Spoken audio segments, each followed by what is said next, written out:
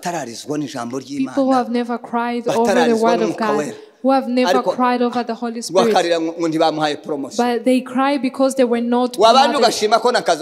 You cannot even thank God for having a job. You see a young man commit suicide just because a lady chucked him, or a lady does the same. Demons. Those are demons. And it's happening a lot for us. Did it ever happen that a man commits suicide?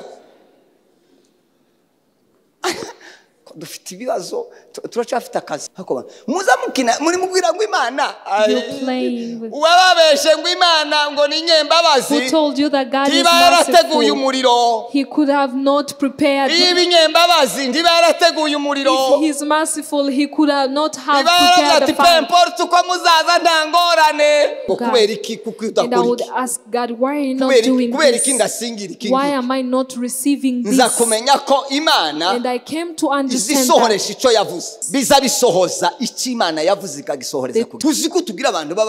we have Christians who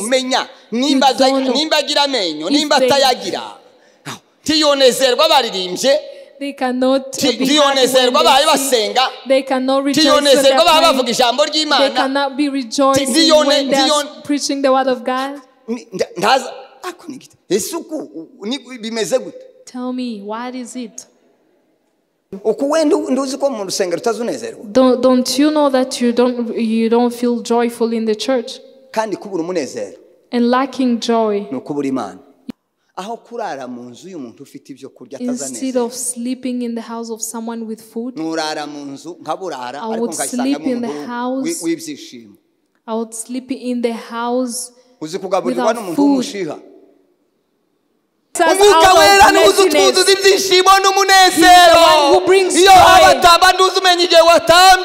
He's busy, you lift your hands when no one commands.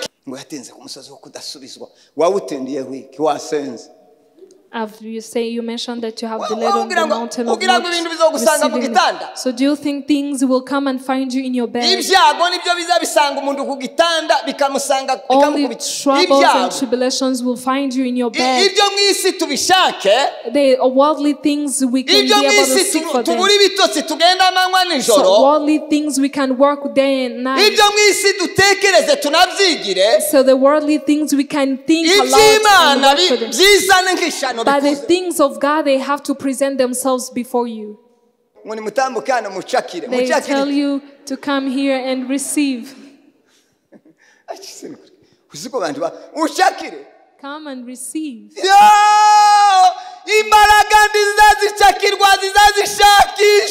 power are not hallelujah. Praise Jesus. The relationship with God is searched for. If you want to seek for God and have a relationship with God, there are paths that you have to go through. Hallelujah. The Holy Spirit, He is a chief commander who leads the things of what God has said. Is it clear? There is fire, there is hell. If He is merciful, God said there is judgment. He said we will be crowned. And the crowned are for. The Bible says if you and someone you don't even have an hour to pray. Where are you going to heaven to be crowned? Let's read. Deuteronomy chapter 1 verse 6.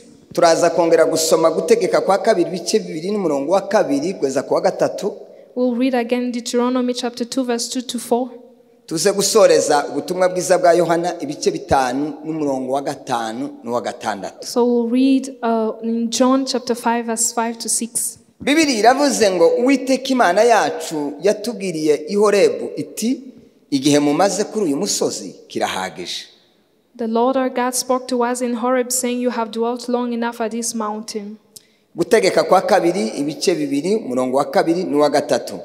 Deuteronomy chapter 2. Uwiteka arambwira ati igihe mwazengurukiye uyu musozi kirahagije nimucamike mugende mwerekeje ikasikazi.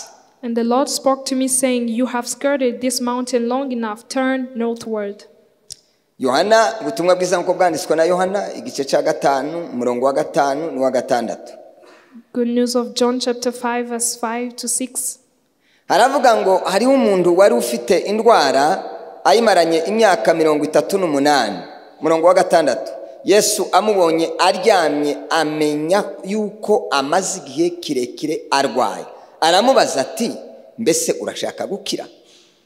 Now a certain man was there who had an infirmity 80 years. When Jesus saw him lying there and knew that he already had been in that condition a long time, he said to him, do you want to be made well? Mushumba yabivuze. Well, Pastor mentioned it. Tuzabana iyi minsi tari mike. We'll be together for these not few days. Kandi tuzaba turimo turaganira iri jambo. And we'll be talking about this word. Reka mbere kuri iri rya nyuma tuvuze. Let me start from the last one we mentioned. Hari ibyo tutamenya ariko Imana ikabimenya. There are things we don't know about but God knows. Tutanarinze no kubivuga yikabimenya. Before we even speak out, but God already knows. Umwana wacu hari jambo yaravuze. Our daughter said something. Atubaza ngo se tuzi impamvu. When she was asking about if we know. If we know the reason we follow Jesus. Tukurikira Yesu ngiye kuvuga ko kantu niko nafasha. I'm going to talk about that. Wese ngo tuzi impamvu dukurikira Yesu. Do we know the reason why we follow Jesus? Aravuga ngo abantu ngo bangeze bakurikira Yesu ngo kubera imigati. And she said some follow Jesus because of bread. Aravuga ngo twebwe and she said but for us that's not the reason why we follow Jesus. Nukubanza tukabire. So we have to look at that first. We cannot disagree that people did not follow Jesus because of bread.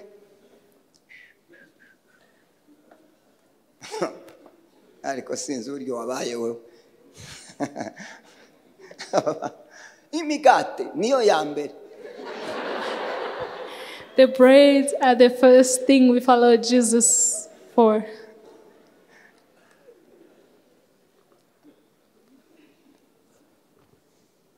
You see, we gather here on Tuesday. If someone says on Tuesday and Thursday, everyone who will be attending the service, everyone will be going home with 10,000. Everyone who comes in the service will be going home with, the church will be full. They will start to calculate that for 2 days it will be 20,000. There are some people who would even pray for days to be added. So that if they make the whole 5 days, they will go back with money, 50,000. Money is food.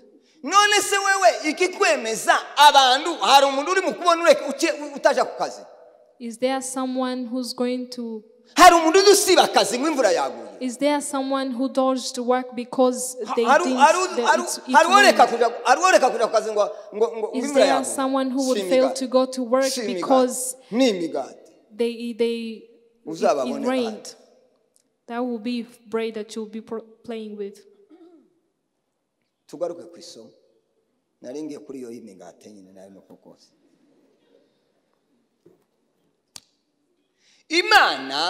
God, after God saved Israelites, one day he gave them news.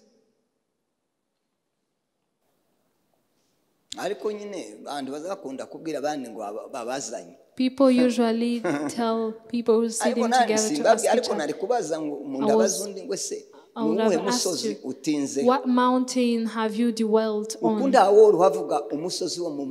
You won't hear anybody speaking of a spiritual mountain. No. Few will say that. People will skip on the problems they have. But the spiritual problem,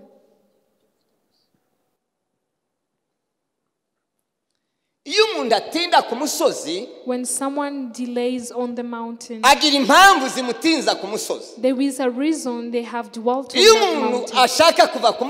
If someone wants to depart from the mountain, there is a reason they want to depart from the mountain. As there is a reason to dwell on the mountain, there is same as the reason to depart from it. When you don't fulfill the reasons of you being on the mountain, you cannot quit it early enough.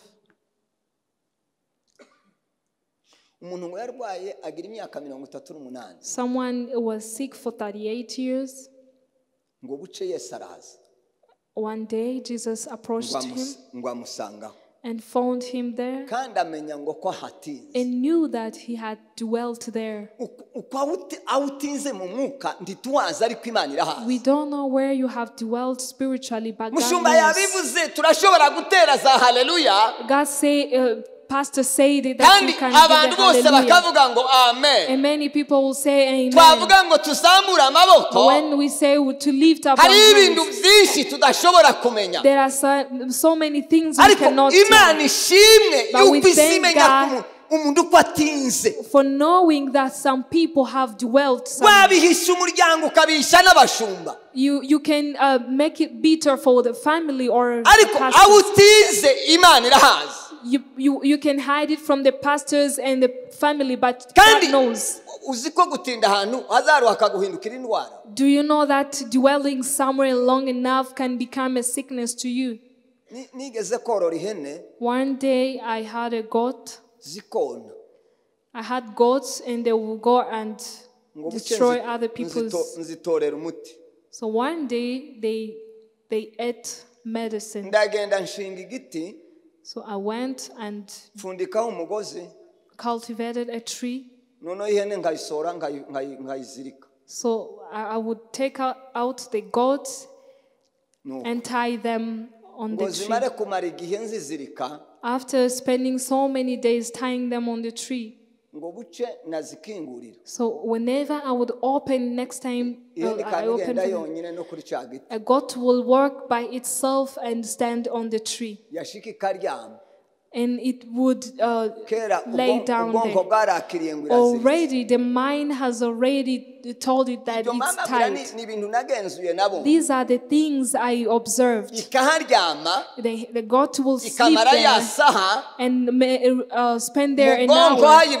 In its mind, it knows that it's tired.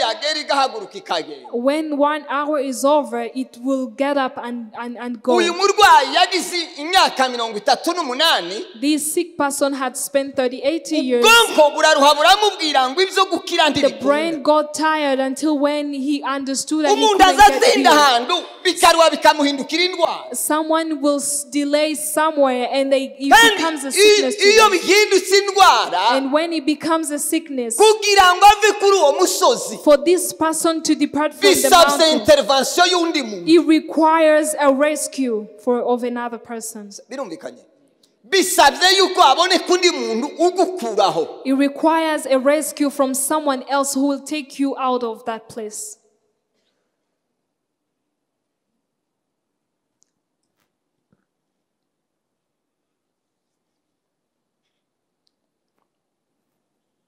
Let me talk about 4 things, sorry. That God uses for him to work on time. izikorera ku gihe. God is the first one to work on time. Jewe n'umuntu n'umukristo utazakorera ku gihe. Sinshuti yanjye. Even the Christian who don't work on time, I don't work with them. Sinovuga ngo n'umupagani. I won't call them pagans. Ndana mbambu yo kukwigisha n'igihe. There is no reason for me to teach you about time. Ndaza kukubwira ibice biba mu gihe. I will tell you parts that are found in time. Now you will check yourself at what time you arrive here. Because it's also another mountain. If people gather from 8 and you come at 9 when the preacher is about to preach, isn't that a mountain?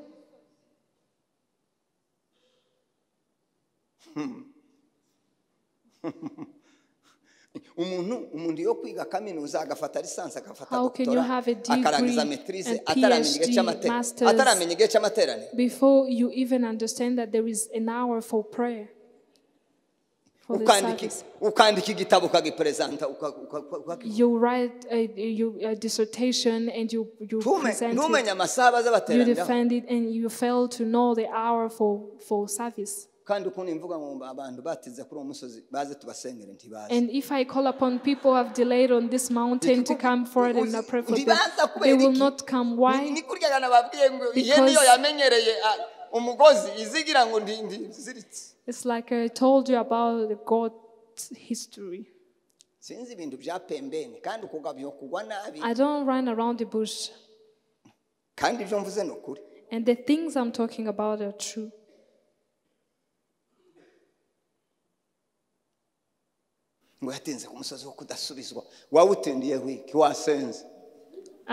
You mentioned that you have delayed on the mountain of not receiving. So do you think things will come and find you in your bed? Only troubles and tribulations will find you in your bed. The worldly things we can be able to seek for them. So worldly things we can work day and night. So the worldly things we can think aloud and work for them. But the things of God, they have to present themselves before you.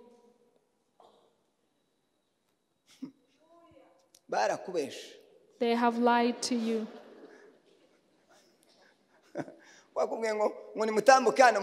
They tell you to come here and receive.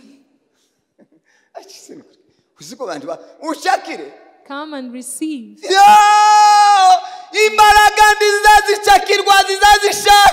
power are not hallelujah. Praise Jesus. The relationship with God is searched for. If you want to seek for God and have a relationship with God, there are paths that you have to go through. Amen.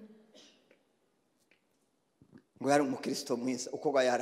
say, well, that person was a good Christian. That person would come late. This person was a good Christian. They used not to attend the service. He was a good Christian, but he was not in ushers. What did you learn? A good Christian. A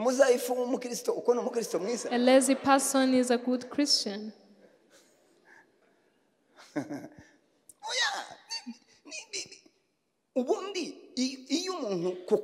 Usually at work, when they say they are going to reward, to give a promotion, do they promote a lazy person? They promote a person because he's a hard worker. So do you think to God you will be promoted if you have not served him? Sema amen. Amen. Sema hallelujah. Hallelujah. Bwana Yesu asifiwe. Praise Jesus. Sema tena amen. Say hallelujah. Why do you skid around that place?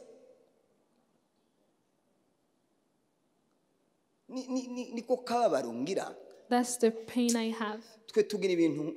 We have two things. We share with others some wisdom, the nature, and we have same knowledge. but there is something that we have that you don't have. We have the Holy Spirit. And the Bible says that the Holy Spirit is wise. And there is somewhere the Bible says that the Holy Spirit is God. The Bible says for those who pray to God should pray in spirit, because God is spirit. So if we have what others don't have, which is the Holy Spirit, why don't we have the beyond wisdom, the wisdom of God that will cause people to why people do not love godly things? We don't have things to attract them. There are mountains we share with them. Amen. 4 things. God works on time. That is why he doesn't like someone who dwells in someone. Because he's God of time. So he gave us wisdom to know that we have dwelt somewhere. So who can teach me how to pray? Who can teach me the benefits of having a relationship with God? 20 years and 10 years. So you don't know the how to fellowship with God. Why don't you do it? Why don't you do it? Why don't we do it? Who's going to help you? Hello? Praise Jesus.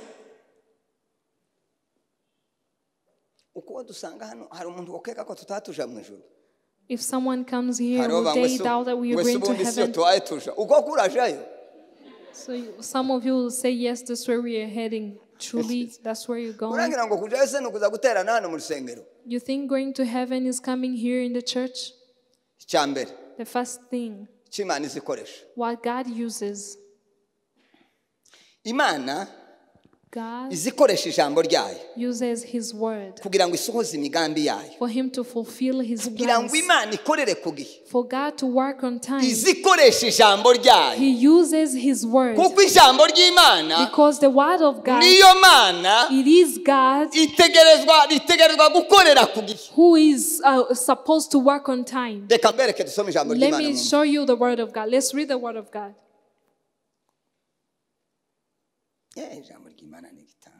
The word of God is amazing. Isaiah 55.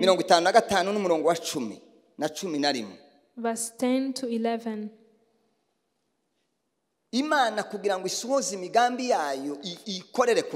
For God to fulfill his purpose, his work, he uses his word. Ngaho soma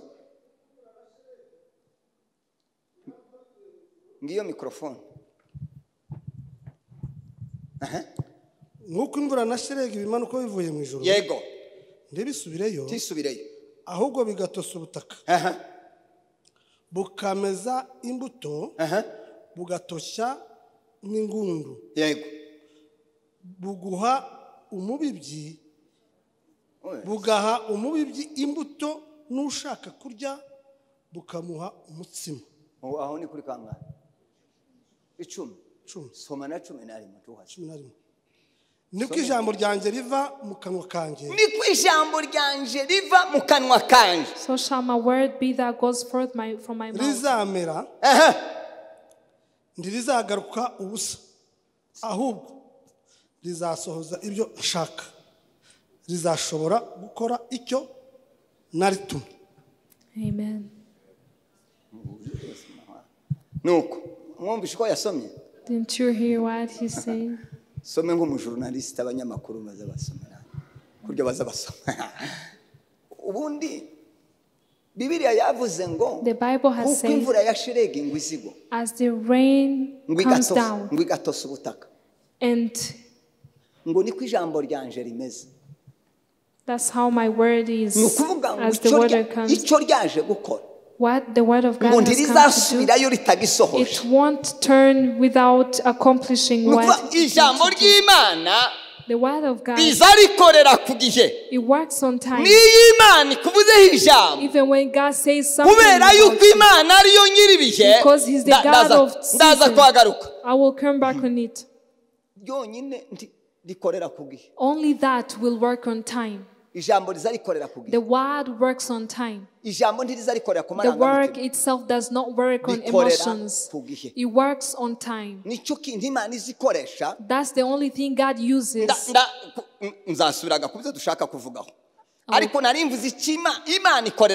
God works on time and He uses His word. People, there are things they speak and they don't fulfill them. They speak of them but they don't fulfill them on time. But God, that is why He does not use them. For Him to fulfill what He has said, He goes back to His word. Is it clear?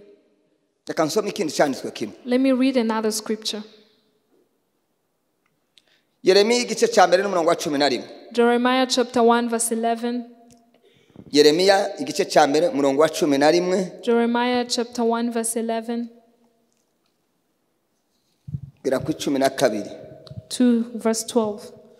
Ijambo ry'Uwiteka rinzaho riti. Yego. Yeremiya we. Uruzi iki? Maze ndavuga nti nduzi inkoni y'umurinzi. Komeza. Maze Uwiteka arambwira ati nuko waroye neza kuko ndindi ijambo ryanjye kugira ngo ndisohoze. Gire gute? Ndindi ijambo ryanjye. Imana yabwiye Yeremiya. God spoke to Jeremiah. Iramubwira ngo isi uri kurabona iki? And asked him, what do you see? What are you seeing in front of you? He said, I'm seeing an almond tree. And God said, you have seen it well. And that is how I keep my word. That is how the word says, for God to work on time, just because He says, and what He has promised, He uses His word. It is what accomplishes what God has set it to accomplish. And it fulfills it. Say amen. Amen.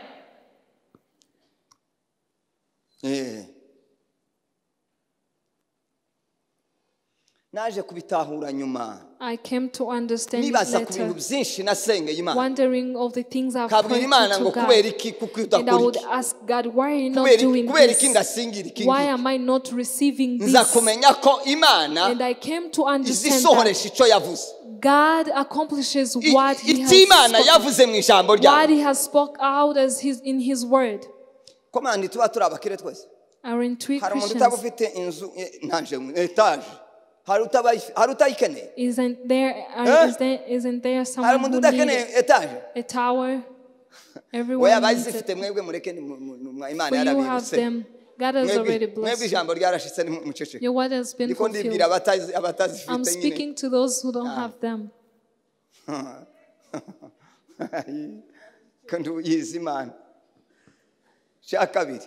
Second. That was the first. And the second is this.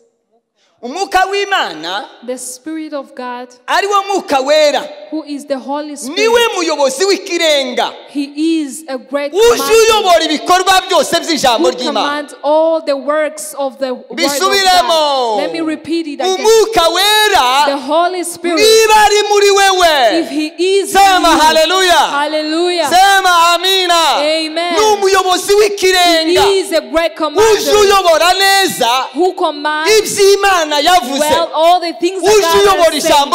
He is the one who leads the word of God for it to take us out of where we have dwelt. Amen. Hallelujah. Let me repeat it again. The word of God says, be led by the Holy Spirit. And that is where you'll be able to overcome the nature.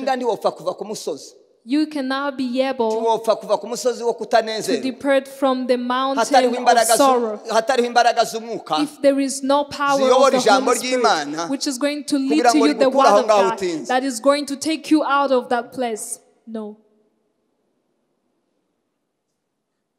Amen. A chief commander. The spirit that led the birds to come on the land of Israelite and they ate. The spirit.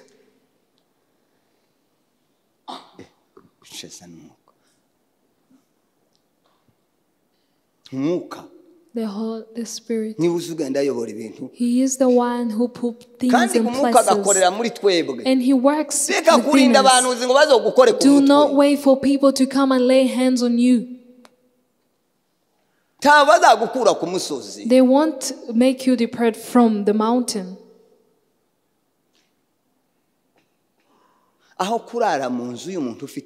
Instead of sleeping in the house of someone with food, I would sleep in the house. I would sleep in the house without food.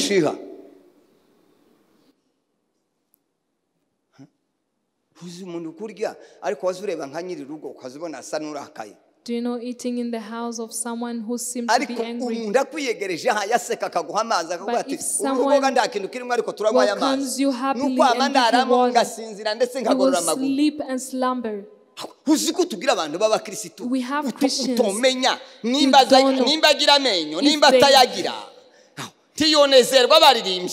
they cannot be happy. They cannot rejoice when they cannot be rejoicing when they are preaching the word of God. Tell me, what is it? You told this person, if you tell this person to lift his hands twice, his pastor who's telling us to lift our hands up twice. A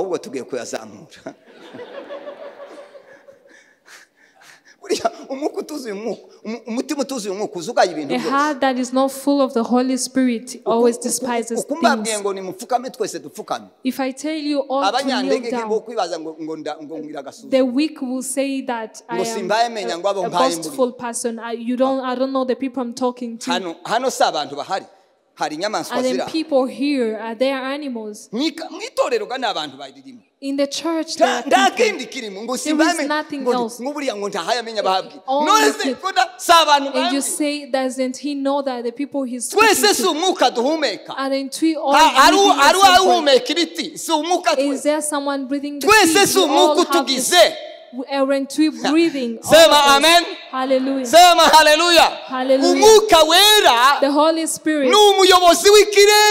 He is a chief commander who leads the things of what God has said. And they come to help us depart from the mountain we have developed. It's not about school and preaching alone. It's waiting for the Holy Spirit to bring the word forth. Because there are so many things that can lead us, but they don't have the Holy Spirit. That come for our own benefit. Amen. Do you see how we seek for worldly wealth? If we do the same for Christ, what would happen? Is he saying that we should depart from the work? Did I tell you to leave your work? Stay there. Then when you reach to heaven, I gave you 50 years to live. There are so many million of hours in the 50 years. And tell him the reason why I didn't go to church, it was the job I had that did not allow me to go to church. The work from the district had blocked me. Do you sleep there? Do you sleep there?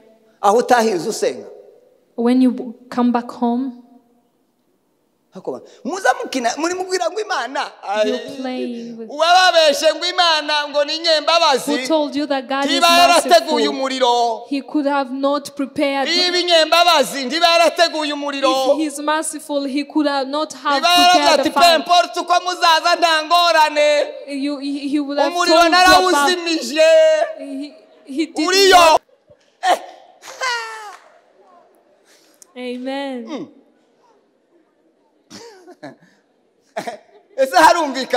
Is it clear? There is fire, there is hell. If He's merciful, God said there is judgment. He said we will be crowned. And the crowned are brought forth. The Bible says if you pray for 2 weeks and someone you don't even have an hour to pray. Where are you going to heaven to be crowned? We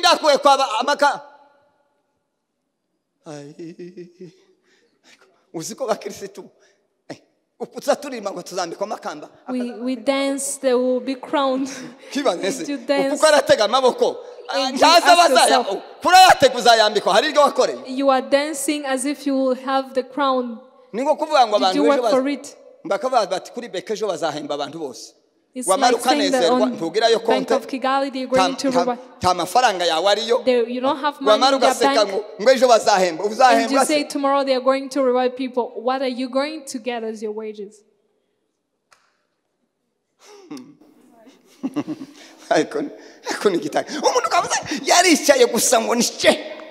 You see someone has sat down proudly.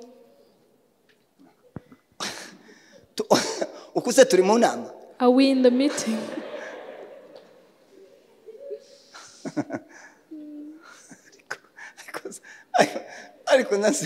ahubwo hano ndiko ndabona hariho abantu k'abantu banduse nubashe ariko nk'abandi bose mwebwe muri ba petit.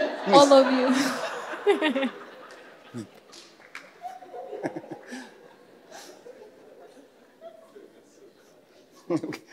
Abandi hano hariho n'abandi babyi abandi mwese ariko nigitangaza. You be sitting. Uri padiri. Who are you?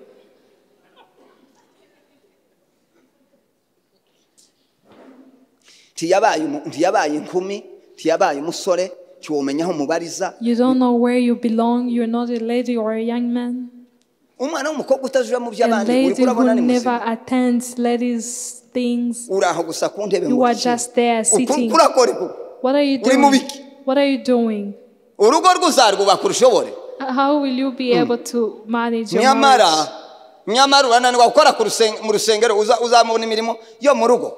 You fail to serve in the church. How will you be able to work for your marriage?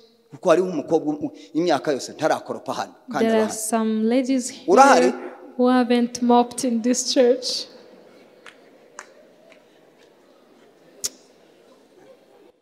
Taririmba muri Shekina, ntakora protokole, tari mu banyamasengesho, none ari hanga ngo karaja mu ijuru, ngo kandi ngo bazamwambika amakamba. Y'integeke ayo uzayabona. Kamba y'abanyantegeke uzayabona. Sumuriro.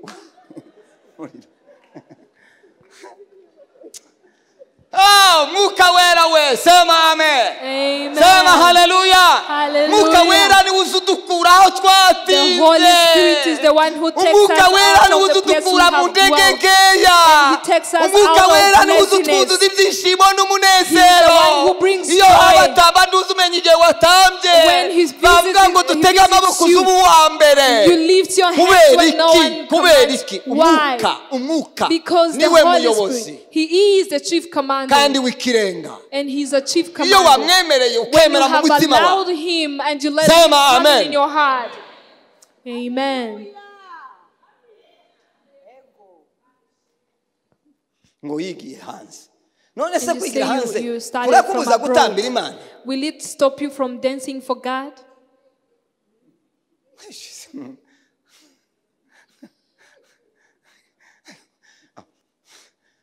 natwe twigiye mu gihugu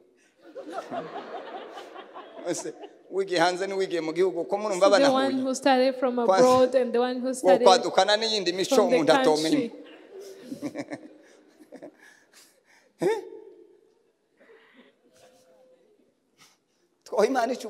Let's give glory to God. Let's give glory to God. Praise Jesus. Sema tena amina. Amen. Hallelujah. Hallelujah. Hallelujah. Hallelujah. Lift your hands, both hands. Yazamure muze, yazamure.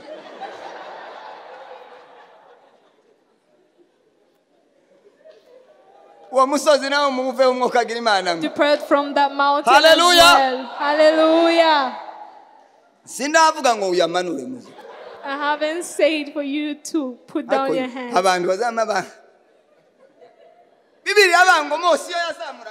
The Bible says when Moses would lift up his hands, there was power. That's how the things of God. Hallelujah. Hallelujah. Hallelujah. Hallelujah. Hallelujah. The Holy Spirit has power to take you away from that mountain. The Holy Spirit is the one who turns us. Your own power cannot turn you around. Hallelujah. Hallelujah. Amen. Amen. Church. Say amen. Amen. The Holy Spirit is the one who turns you around. Amen. He is a chief commander. A commander tells you where to sit, tell you to pass here, and the leader tells you to sit there.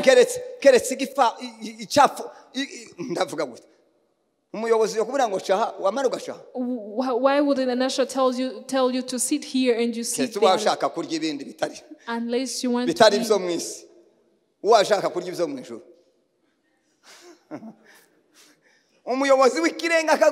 How can the chief commander tell you to pass here and then you pass the other side? The Holy Spirit. Amen.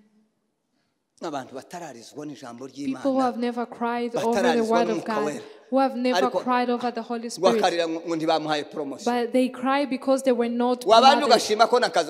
You cannot even thank God for having a job. And then you first count the people who are jobless.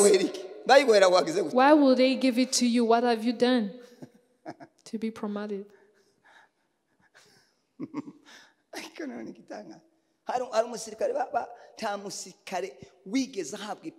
There are no soldiers who have ever just slept and wake up and be given another rank. It means this soldier must do greater works. They found him to be a hero. He's humble and obedience. He follows the instructions. He loves, he has patriotism. And then they add another rank. For you were sleeping and you want to be ranked. So they reward you for being lazy and sleep.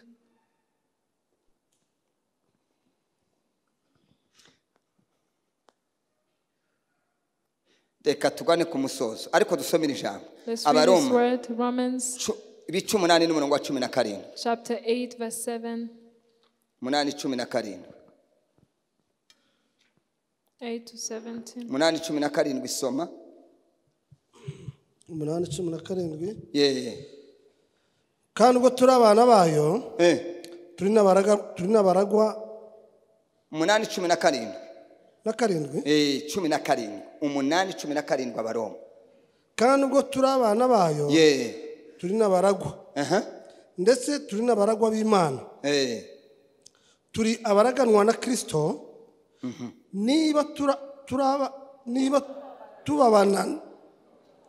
tubabarana nawe ngo duhanwe ubwiza nawe. Soma Abakolosayi tuwafatanye. Abakolosayi. Colossians. Abakolosayi igice cya 5 umurongo wa 10. Colossians chapter 4.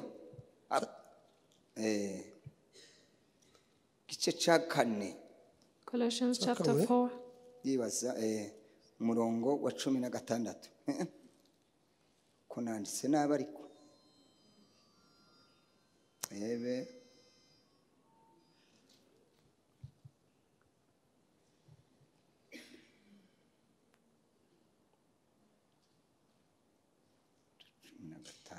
Samahani. Soma 3:16. Colossians chapter 3 verse 16. Ijambo rya Kristo ribe muri mwe rigwiriye rifite ubwenge bwose mwigishanye muhugurane muri zaburi n'indirimbo n'ibihimbano by'umwuka. Nuko ijambo rya Kristo, the word of God dwell in you. When it dwells in you richly, it also does wisdom. And remember that God is the Spirit. And the Spirit is God. And when we talk about the Word of God, we are talking about God. When we talk about God, we are talking about the Spirit of God. There is no one who can differentiate me from my spirit. So the Spirit is me. And Mudaheranwa is the Spirit as well. So we dwell somewhere. When we have things that have caused us to dwell, we delay somewhere. When we don't have the direction, we dwell somewhere. Before we see someone who can awaken us, we remain. When you haven't seen someone who will tell you have dwelt long enough, that is why God, He is the only one who spoke to people of Israel and told them the time you have spent skirting here. We cannot mention the things that caused them to be skirting around the mountain. Now we will speak about them and you get to find out why you have skirted. Conclusion. I talked about two things. The two things that fulfills what God has said. God does not let you, does not like when you delay somewhere. God wants us to work in progress. The Bible says that we work from glory to glory. You cannot remain in one glory. We have to go from glory to the super glory. It's from strength to better strength. From joy to super joy. That is why He uses His own word. And that word he used, the word he speaks, then the Holy Spirit leads it. When the Holy Spirit leads it, that is when a person feels awakened. And then they wake up and realize that they have to walk somewhere. Tomorrow we'll continue with the two remaining parts. We'll continue talking about time. And we'll also talk about a man. 4 things: the Word, the Holy Spirit, how He uses time to fulfill what He has said, and a man. So we'll continue tomorrow. May God help you, that the Holy Spirit will find you. Think even you yourself. Where have you dwelt? What are the things you have dwelt in? What are the things that stop you from rejoicing in the Lord? What are the things that block you from if you can't fellowship with God, you cannot even hear His word. If you don't fellowship with God, you cannot know what He is saying. If you don't fellowship with God, you cannot know His will. It means we have to get the revelation of that. We have to get to know and understand. And there is no one.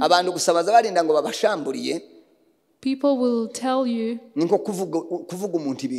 it's like saying other people's secrets. And you ask the pastor, how do you see me? How do I see you? How do you see yourself? That's what I would ask you. Don't you know that you don't feel joyful in the church? And lacking joy, it's lacking God. These people who commit suicide, that's what they like. There are people who don't have joy. You see a young man commit suicide just because a lady chucked him, or a lady does the same. Demons. Those are demons. And it's happening a lot for us. Did it ever happen that a man commits suicide?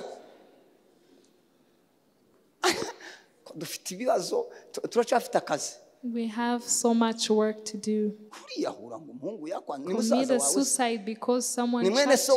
Is he your brother or your uncle? You grew up together.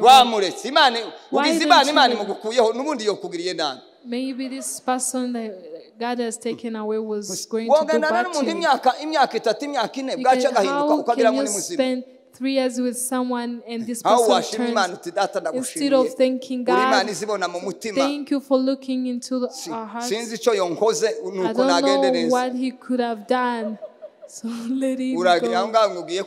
You're crying and you want to commit suicide. You only need the Holy Spirit. There is no person who's filled with the Holy Spirit who can commit suicide. They backbited you and you're quitting the church. Where are you going?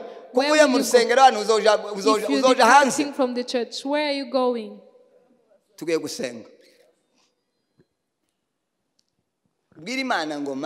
We're going to pray and tell God. Let me not tell you what to tell God. You are mature enough. You are educated. You are wise.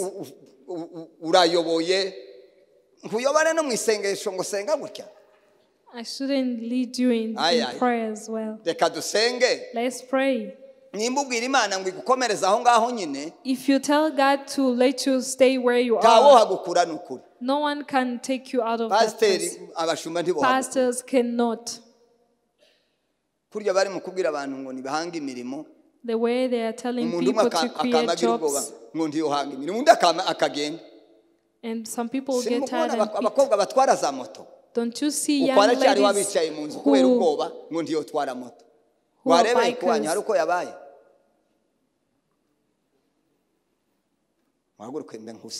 Stand up and we pray a bit.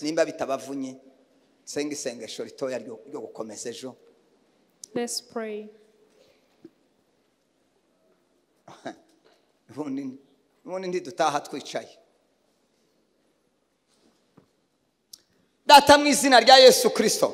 Father, in the name of Jesus, I thank you for this evening. Your word says, the word of God says that we're the land of also brought a seed to plant. All these people are the land of God. I'm planting the word of God so that everyone will see where they have love. May your word that is powerful come to fulfill what you have said to do. And the Holy Spirit is the chief of hallelujah, hallelujah, hallelujah. Hallelujah, hallelujah. Hallelujah. Holy Spirit, reach in people's hearts and lead them so that they can depart from the mountains. The mountains where they are crying, the mountains where they are weak, the mountains where they are hopeless, the mountains where they cannot see the future. ndasenya izo mbaraga zose. Ijambo ryawe ritugireho imbaraga. Ijambo ryawe ritugireho ingaruka. Ijambo ryawe rihindura imitekerereze. Ijambo ryawe rihindura imyumvire. Uyu mugoroba ugira icyo ukoze ku bugingo bwacu mwami Yesu. Uko turushaho dutera intambwe niko turushaho tukwegera, kandi uko turushaho tukwegera niko turushaho tubona ibyiza byo mu bwami bw'Imana. Imbaraga z'Umwuka Wera zihindura ubuzima bwacu kugira ngo tubashe kugukorera neza. Kubwa Yesu Kristo dusenze. In the name of Jesus we pray. Amen. Amen.